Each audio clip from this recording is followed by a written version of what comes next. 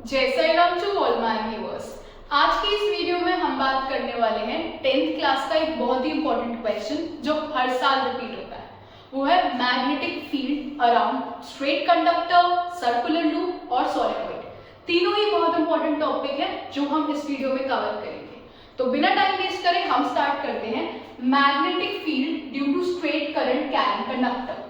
Magnetic field होता क्या है? अगर हम सपोज कर रहे हैं इस चैप्टर में magnetic effect of electric current में, मतलब क्या है इस चैप्टर का कि जिस भी वायर में से इलेक्ट्रिक करंट पास हो रहा होगा उसके आसपास क्या बनती है? Magnetic field. तो हम यही समझेंगे कि वायर को जब तीन अलग अलग पोजीशंस में रखा गया है, वायर को स्ट्रेट रखा, वायर को सर्कुलर लूप में रखा और वायर को सोलेनॉइड की शेप में रखा, तो कैसा पैटर्न आया है। तो magnetic field due to straight current carrying conductor का मतलब क्या है कि मतलब मेरे पास एक स्ट्रेट वायर है, वायर को मैंने स्ट्रेट फॉर्म में रखा है, जैसे ही स्ट्रेट रखी है उसी फॉर्म में। वायर को हम स्ट्रेट रखते हैं, हमें कैसी मैग्नेटिक फील्ड लाइंस ऑब्जर्व होती है। स्ट्रेट वायर के केस में हमें देखने को मिलता है कंसेंट्रिक सर्कल्स। क्या होते हैं कंसेंट्रिक सर्कल्स? एक सेंटर होता है और उस सेंटर के अराउंड हमें क्या देखने को मिलते हैं? बहुत सारे सर्कल्स, और इन सर्कल्स को हम बोलते हैं कॉन्सेंट्रिक सर्कल्स, जिनका एक सेंटर है और ऑलमोस्ट रेडियस क्या होता है? इक्वल। तो बहुत इंपॉर्टेंट क्वेश्चन, एक 1 मार्क का क्वेश्चन ये आता है कि what is the magnetic field line around the straight current carrying conductor. तो स्ट्रेट करंट कैरिंग कंडक्टर के अराउंड कैसी मैग्नेटिक फील्ड लाइन बनती है? Concentric circles. And what are concentric circles? Circle with a common centre and the same gap of radius. For example पहले circle का radius 1 है तो second का 2, third का 3 सेंटीमीटर होगा, मतलब इक्वल गैप से इंक्रीज होंगे। ऐसे सर्कल्स को हम कॉन्सेंट्रिक सर्कल्स कहते हैं। नाउ आपको ये समझना है इन कॉन्सेंट्रिक सर्कल्स में क्या डायरेक्शन होती है मैग्नेटिक फील्ड लाइन की। ध्यान से समझेंगे। अगर आप ये जो डायग्राम देखेंगे इसमें मैंने वायर को क्या लिया है? स्ट्रेट। तो जब स्ट्रेट वायर है, करंट कैसे फ्लो करता है? Positive terminal to negative terminal. तो करंट इस फॉर्म में जाएगा पॉजिटिव से नेगेटिव। अब मैं आपको बहुत ही इंपॉर्टेंट कॉन्सेप्ट समझाऊंगी इसी में, वो है कि इसकी डायरेक्शंस कैसे बता सकते हैं, किनकी? मैग्नेटिक फील्ड लाइंस की। तो उसके लिए स्ट्रेट वायर के लिए हम यूज करते हैं राइट हैंड थंब रूल। ये भी बहुत फ्रीक्वेंटली आस्क्ड क्वेश्चन है, straight right hand thumb rule. बहुत इजी है, ध्यान से समझेंगे। और राइट हैंड थंब रूल कब यूज करते हैं? सिर्फ एक स्ट्रेट वायर के केस में। सपोज करते हैं ये जो मार्कर है मेरे हाथ में, ये क्या है? एक स्ट्रेट वायर जिसमें से करंट पास हो रहा है। इस मार्कर को मैं होल्ड करूंगी अपने राइट हैंड में। आप भी प्लीज अपने राइट हैंड में जो भी पेन है उसे होल्ड करके समझिए। अब जो थंब होता है, thumb tells us the direction of current. अब अगर करंट ऊपर जा रहा है, मैं थंब को ऊपर की तरफ पॉइंट करूंगी। अगर मेरा करंट नीचे जा रहा होगा, मैं थंब को नीचे की तरफ पॉइंट आउट करूंगी। अब इस केस से रिलेट करता है, मेरा करंट कहां पे जा रहा है वायर में? नीचे। तो मैं थंब को कहां पे पॉइंट आउट करूंगी? नीचे की तरफ। तो जब राइट हैंड में मैंने मार्कर को होल्ड किया, थंब की डायरेक्शन को नीचे की तरफ मार्क किया, तो मैं अपने फिंगर्स को कर्ल करके देख रही हूँ। आप भी राइट हैंड में थंब नीचे की तरफ पॉइंट करते हुए फिंगर्स को कर्ल करके देखिए। आपकी फिंगर का कर्ल क्लॉकवाइज डायरेक्शन में आएगा। क्या होती है क्लॉकवाइज डायरेक्शन? जैसे हमारी क्लॉक मूव करती है towards the right, I could say. तो जब क्लॉकवाइज पैटर्न आया तो मेरी डायरेक्शन क्या हुई मैग्नेटिक फील्ड लाइंस की? क्लॉकवाइज। और यही अगर करंट मेरा ऊपर की तरफ जा रहा होता, फिर से मुझे स्ट्रेट वायर या मार्कर जो भी मैंने एज्यूम करा उसे राइट हैंड में होल्ड करना है, थंब को करंट की डायरेक्शन में ऊपर की तरफ, और मैं अपनी फिंगर्स को कर्ल कर रही हूं। इस केस में कैसा पैटर्न आएगा? Anti clockwise. यही हमारा राइट हैंड थंब रूल है, जो किसने दिया है? मैक्सवेल ने। तो Maxwell right hand thumb rule क्या कहता है कि करंट अपने थंब को करंट की डायरेक्शन में पॉइंट करे, तो जिस तरीके से आपकी फिंगर्स कर्ल होंगी वो आपको मैग्नेटिक फील्ड लाइन का डायरेक्शन देगी। तो इस फिगर में मैंने देखा करंट कहां पे जा रहा था? नीचे। मैंने अपने थंब को पॉइंट किया नीचे, अपनी फिंगर्स को कर्ल किया, पैटर्न मुझे नोट हुआ क्लॉकवाइज, इसलिए मैंने एरोज बनाए clockwise, and that is Maxwell right hand thumb rule. बात कर रहे थे स्ट्रेट करंट कैरिंग कंडक्टर के केस में। मैग्नेटिक फील्ड को हम डिनोट करते हैं कैपिटल बी से। B is the magnetic field. तो जनरली सोचिए कि मुझे इस स्ट्रेट वायर के अराउंड अपनी मैग्नेटिक फील्ड को बढ़ाना है, एरिया बढ़ाना है, तो कैसे बढ़ा सकती हूँ? पहला सिंपल तरीका, करंट इंक्रीज करके। More will be the current, more will be the magnetic field. So the very first point you need to keep in mind that the magnetic field is directly proportional to current. Second thing, जो मेरी magnetic field होती है वो inversely proportional होती है radius के या फिर डिस्टेंस फ्रॉम द सेंटर. अब अगर ये वाला पॉइंट मेरा डिस्टेंस फ्रॉम द सेंटर है और सबसे बाहर वाला रेडियस, ये सबसे बाहर वाला सर्कल सबसे ज्यादा रेडियस का होगा, तो जितना ज्यादा रेडियस, इनवर्सली मतलब क्या होता है? अपोजिट. जितना ज्यादा रेडियस उतनी कम मैग्नेटिक फील्ड. तो सबसे ज्यादा मैग्नेटिक फील्ड फर्स्ट सर्कल में होगी और सबसे कम मैग्नेटिक फील्ड थर्ड सर्कल में होगी, जिसका मतलब magnetic field straight current carrying conductor में इनवर्सली रिलेट करती है डिस्टेंस से. मैं इन दोनों को कंबाइन करके भी लिख सकती हूँ कि magnetic field is directly proportional to I and inversely proportional to R. ये कुछ इंपॉर्टेंट पॉइंट्स थे magnetic field around straight current carrying conductor के. नेक्स्ट हम बात कर रहे हैं magnetic field around circular loop. हम बात कर रहे थे magnetic field around a circular loop. Circular loop क्या होता है? अगर वायर को हम सर्कुलर फॉर्म में रखते और इस सर्कुलर पैटर्न में अगर वायर को रखा हुआ है और फिर हम ऑब्जर्व कर रहे हैं कि कैसे मैग्नेटिक फील्ड लाइंस बनेंगी, तो उसे हम बोलते हैं magnetic field lines around circular loop. तो अभी हमने स्ट्रेट करंट कैरिंग कंडक्टर की मैग्नेटिक फील्ड लाइंस पढ़ी और समझा कि स्ट्रेट करंट कैरिंग कंडक्टर के अराउंड कॉन्सेंट्रिक सर्कल्स बनते हैं. सिमिलरली अगर हम सर्कुलर लूप के अराउंड बात करें तो दो एंड्स आ रहे हैं हमारे, एंड 1 एंड 2. दोनों एंड्स के अराउंड जो पैटर्न होगा वो कॉन्सेंट्रिक सर्कल्स ही होंगे. तो अगर मैं बात करूं एंड 1 के अराउंड कैसा पैटर्न आ रहा है? Concentric circles. सिमिलरली एंड 2 के अराउंड भी क्या आ रहा है? Concentric circles. बट ये जो पैटर्न हम ऑब्जर्व करते हैं किसी कार्डबोर्ड के ऊपर ऑब्जर्व करते हैं, सिंस कार्डबोर्ड का डिस्टेंस लिमिटेड है तो अब हमें क्या नोटिस होगा कि जो कॉन्सेंट्रिक सर्कल्स हैं धीरे धीरे करके ये पूरे नहीं बन पाएंगे because of the small size of the cardboard. तो जो पैटर्न है वो इस तरीके से है कि हमने एंड 1 और एंड 2 पर दो कॉन्सेंट्रिक सर्कल्स या 2 to 3 जितने भी आप बना सके पूरे कॉन्सेंट्रिक सर्कल्स बनाइए. फिर दिखाइए कि कॉन्सेंट्रिक सर्कल्स का डिस्टेंस बड़ा होता जा रहा है जो कार्डबोर्ड की रेंज में नहीं आ सकता, और लास्ट बीच में एक स्ट्रेट लाइन दिखाइए.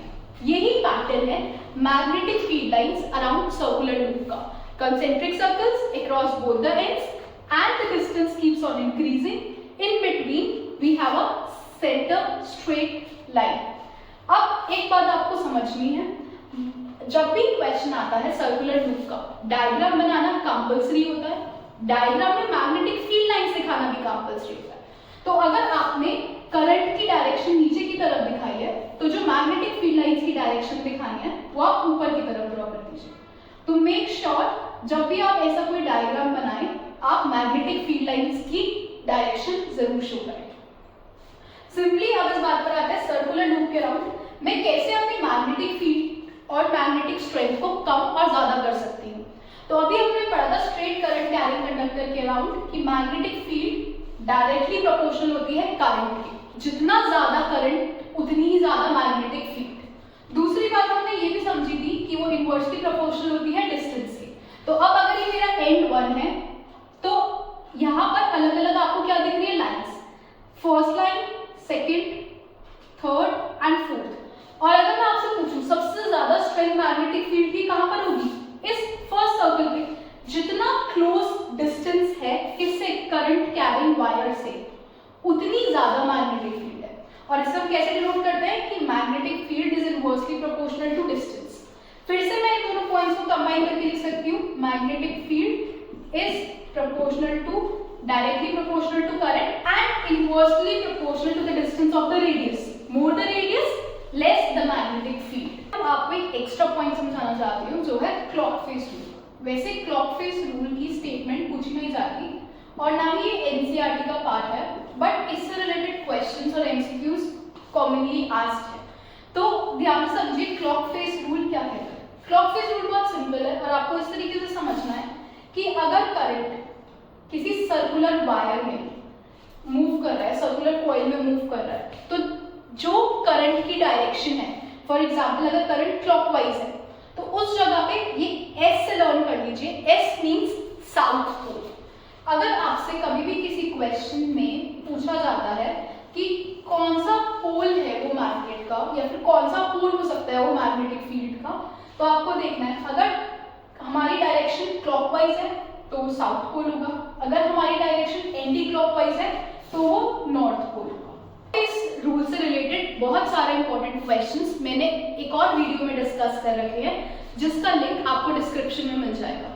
प्लीज उन क्वेश्चंस को भी गो थ्रू कर लीजिए अपने कॉन्सेप्ट्स क्लियर करने के लिए। लास्ट पैटर्न है magnetic field around the solenoid. तो एक्चुअली सोलेनॉइड होता क्या है, एक नॉर्मल वायर को और एक नॉर्मल कॉपर वायर को जब हम क्लोज टर्न्स देकर, फॉर एग्जाम्पल अगर इस वायर को मैं ऐसे टर्न्स देके अरेंज कर दूं किस फॉर्म में, इस पर्टिकुलर पैटर्न में, तो इस वायर को जब हमने सर्कुलर टर्न्स दे दिए हम बोलते हैं कॉइल। क्या बोलते हैं इस चैप्टर की टर्म में, आप समझ लीजिए कॉइल। तो coil of wire means when we are given number of turns to a normal copper wire. तो सोलेनॉइड क्या है, जब हमने कॉपर वायर को बहुत सारे टर्न्स दे दिए और इस पैटर्न में अरेंज कर दिया, इसे हम सोलेनॉइड बोलते हैं। ये डेफिनेशन भी बहुत फ्रीक्वेंटली आस्क्ड है, व्हाट इज सोलेनॉइड। तो solenoid is a long copper wire with large number of turns and obviously the current is getting pass through it. अब हम बात कर रहे हैं जब एक नॉर्मल वायर में से करंट पास हो रहा है तो उसमें से मैग्नेटिक फील्ड भी बनेगी। मैग्नेटिक फील्ड कैसी होती है सोलेनॉइड की, ये भी बहुत इंपॉर्टेंट एमसीक्यू है। Similar to a bar magnet. How is magnetic field around a solenoid? It's exactly similar to a bar magnet. Bar magnet की मैग्नेटिक फील्ड कैसे होती है, अगर हमारा बार मैग्नेट आपने पढ़ी भी हुई है और इसके दो पोल्स हैं नॉर्थ और साउथ, तो क्या होते हैं क्लोज्ड एंड कंटिन्यूअस कर्व्स, जो कर्व्स एक दूसरे से इंटरसेक्ट नहीं करने चाहिए, और क्या हो रहा है क्लोज। तो आउटसाइड इनकी डायरेक्शन क्या होती है, नॉर्थ टू साउथ, और इनसाइड इनकी डायरेक्शन क्या होती है, साउथ टू नॉर्थ। अगर हम इसी पैटर्न को रेगुलरली बनाते जाएं तो north to south outside and south to north inside. तो आप क्या नोटिस कर रहे हैं कि जो मैग्नेटिक फील्ड बार मैग्नेट के इनसाइड है वो क्या आ रही है, पैरेलल लाइंस। पैरेलल लाइंस का मतलब क्या होता है, uniform magnetic field. Uniform magnetic field का मतलब कोई भी पॉइंट अगर मैं कंसीडर कर लूं, यहां पर point A, point B, point C या फिर पॉइंट डी। अब क्वेश्चन इस फॉर्म में भी आ जाता है कि ए बी सी डी को आप अरेंज करें मैग्नेटिक फील्ड स्ट्रेंथ के बेसिस पर। तो ये जो A B C D points हैं ये बार मैग्नेट के अंदर है, और बार मैग्नेट के अंदर मैग्नेटिक फील्ड स्ट्रेंथ क्या होती है, सेम। तो किसी पर भी ज्यादा और कम नहीं है, हर पॉइंट पर यूनिफॉर्म मैग्नेटिक फील्ड है, मतलब सेम मैग्नेटिक फील्ड है, और वो कौन इंडिकेट करता है, पैरेलल लाइंस। ये सब हमें बार मैग्नेट के अराउंड पढ़ा। वही मैग्नेटिक फील्ड लाइंस हमें किसके अराउंड देखने को मिलेगी, सोलेनॉइड। कैसे, आपने एक कॉइल ड्रॉ करी, अब आप इस कॉइल में ऐसे टर्न्स बना दें, इस हिसाब से ध्यान रखते हुए कि कोई भी टर्न आपस में इंटरसेक्ट ना करें। इस बात का आपको ध्यान रखना है क्योंकि intersection is not allowed in case of magnetic field lines.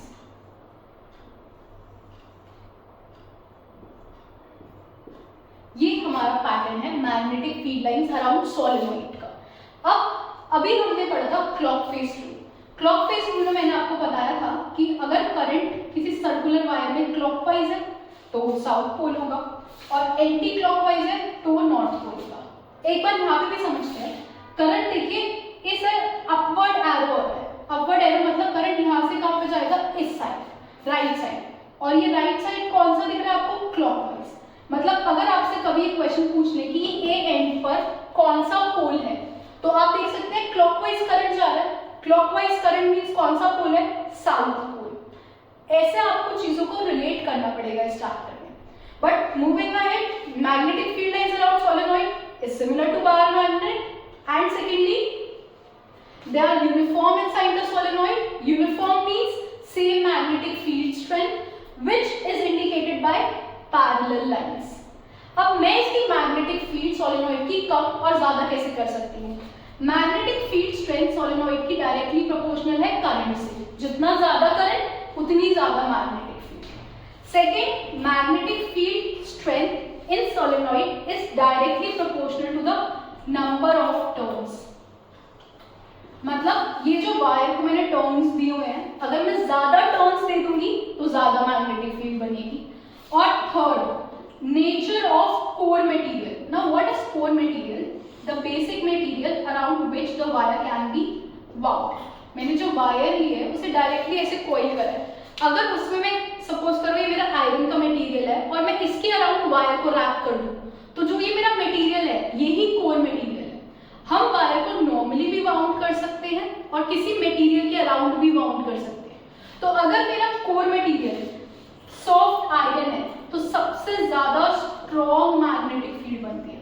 So the best material for this core material is soft iron.